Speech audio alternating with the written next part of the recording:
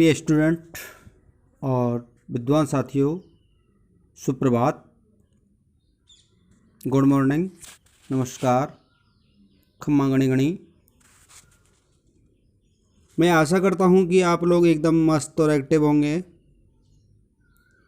और अपने लक्ष्य को प्राप्त करने के लिए एक मदमस्त हाथी की तरह एक्टिव होंगे। तो देखिए, आज हम फ्रांसीसी भूगोलवेत्ता विडाल डी ला ब्लास के बारे में कुछ महत्वपूर्ण और शॉर्ट ट्रिक्स के माध्यम से आपको बता रहे हैं। देखिए, ब्लास महोदय हैं, ये फ्रांसीसी भूगोलवेत्ता हैं। सबसे पहले तो इनका जन्म फ्रांस के पेरिस में हुआ है 1845 ईस्वी में। फ्रांस में भूगोल के विकास का श्रेय ब्लास को ही दिया जाता है, इसलिए मानव भूगोल का संस्थापक ब्लास महोदय को ही माना जाता है।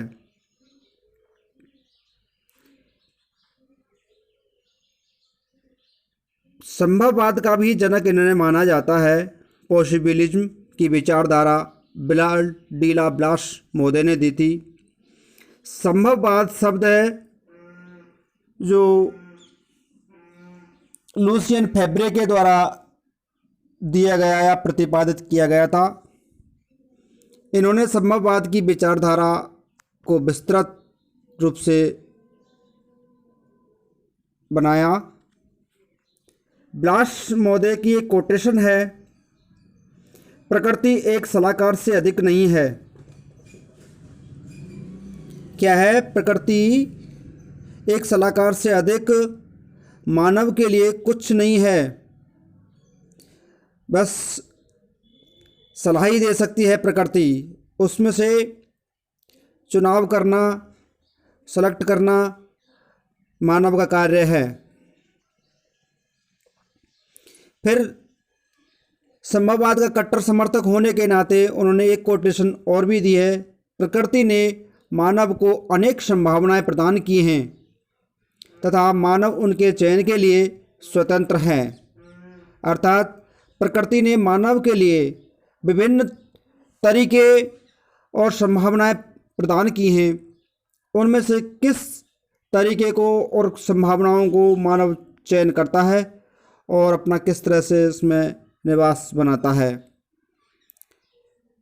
अगला है, विशिष्ट जीवन पद्धति की संकल्पना भी विडाल डी ला ब्लास महोदय ने दी है, जिसे जेनेरे डी वी कहा गया।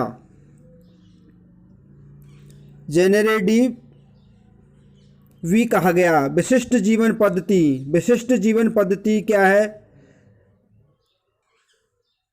फ्रांस में औद्योगिकरण से अछूते ग्रामीण प्रदेश जो पेज कहलाए, जो विशिष्ट जीवन पद्धति पर आधारित हैं, जेनेरे डी वी पद्धति पर आधारित हैं। फ्रांस में जब औद्योगिकरण हुआ तो कुछ ग्रामीण प्रदेश औद्योगिकरण से अछूते रह गए, तो उन्होंने विडाल डी ला ब्लास महोदय ने पेज की संकल्पना को प्रतिपादित किया।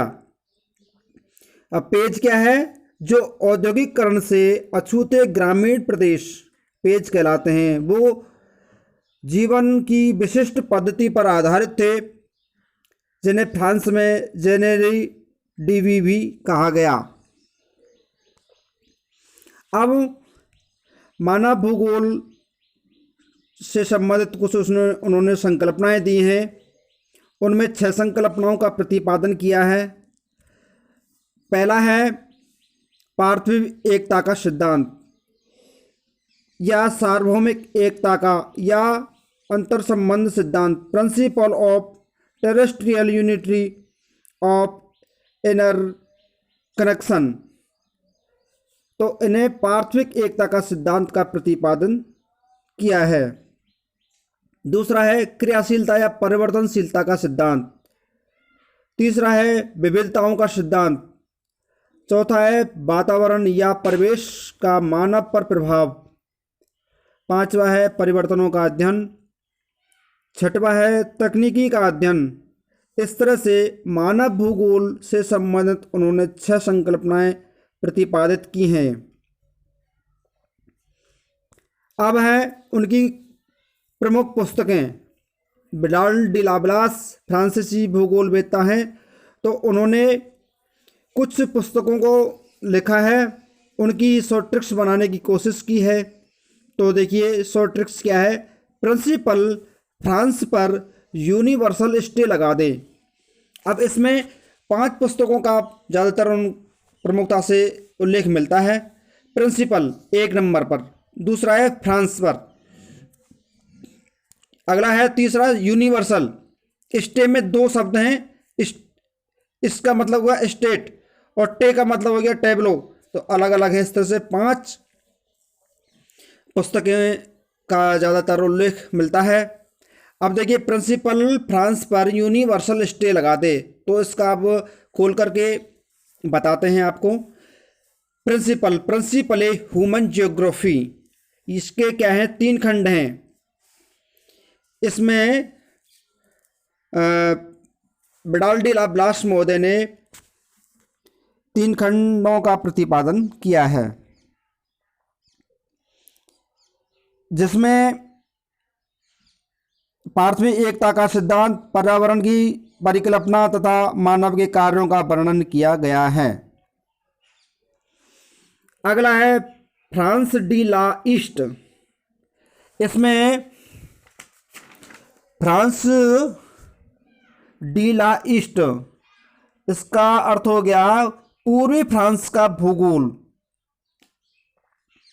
अगली पुस्तक है ज्योग्राफी यूनिवर्सल, ये 23 खंडों में प्रकाशित ब्लास महोदय की पुस्तक है। ये पुस्तक ब्लास के मरणोपरांत प्रकाशित हुई, जिसमें ब्लास के लेखों और विभिन्न शोध पत्रों को संकलित किया गया है। अगला है स्टेट एट डेल नेशन यूरोप। ये क्या है, यूरोपियन राज्यों के संदर्भ में विवरण मिलता है, अर्थात यूरोपीय राष्ट्रों व राज्य का भौगोलिक विवरण प्रस्तुत किया गया है। अगला है 5वां टेबलो डी ज्योग्राफी डी ला फ्रांस। इसमें फ्रांसीसी पठार का भौगोलिक विवरण प्रस्तुत किया गया है। अब कुछ महत्वपूर्ण तथ्य। ब्लास महोदय वातावरण निश्चयवाद का कट्टर विरोधी था। एटलस जर्नल वाइडल लाब्लास, यह एनाल डी ज्योग्राफी का प्रथम संस्करण था। एनाल डी ज्योग्राफी एक नामक पत्रिका थी, जिसका प्रथम संस्करण एटलस जर्नल वाइडल लाब्लास था। प्रिंसिपल ह्यूमन ज्योग्राफी, यह पुस्तक मरणोपरांत आपको पहले भी बता दी गई है, जो मरणोपरांत प्रकाशित हुई, जो डी मार्टोनी द्वारा पूरी की गई या लिखी गई। इनके संदर्भ में पहले भी बता चुके हैं कि ये फ्रांसीसी भूगोलवेत्ता हैं। अब थोड़ा सा ब्लास महोदय को प्राकृतिक भूदृश्य के विकास के लिए सांस्कृतिक भूदृश्य का प्रभाव भी बताया गया है। इन्होंने इनके द्वारा भूगोल का मुख्य उद्देश्य मानव और पर्यावरण के संबंधों का अध्ययन करना है। तो ये बहुत महत्वपूर्ण साबित होंगी, और जो भी शॉर्ट ट्रिक्स के माध्यम से पुस्तकों को बताया गया है वो भी याद करने में मददगार साबित होंगी। जहाँ तक संभवतः 90% सारा ब्लास से संबंधित मैटर महत्वपूर्ण इसमें समेटा गया है, और ज़्यादातर इसमें से आने की संभावना है। किसी भी पुस्तक और गाइड की पढ़ने की ज़रूरत नहीं पड़ेगी, जहाँ तक संभवतः ये इसमें